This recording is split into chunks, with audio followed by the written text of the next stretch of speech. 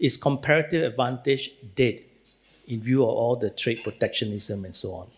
And how does that impact international growth?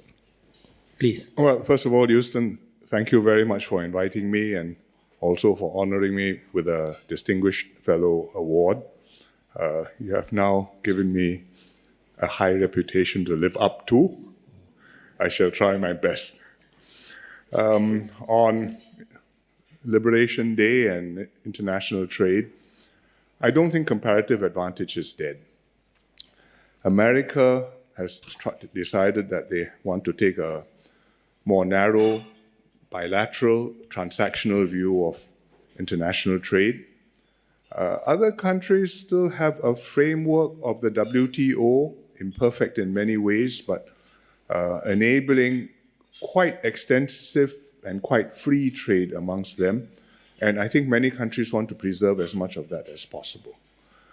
We will have to see whether that's possible, because when you have one of the biggest economies in the world taking a radically different approach and really not just withdrawing from, but expressing its disapproval of the WTO system, that will have repercussions, and we will have to see how the eventual situation shakes out. But one thing I have learned in government is that you can fail to follow an economic principle, but you cannot repeal an economic law. Whether you follow it or not, the economic law exists. That's just the way the world works. That's just the way human societies work. And if you don't follow it, well, you may have your reasons, and you want to override it and do something different. But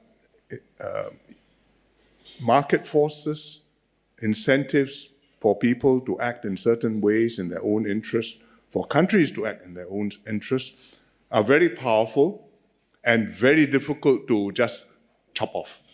You close here, it pops up somewhere else. You close there, it pops up somewhere else again. You think you've achieved an objective, something else happens and you're chasing your tail.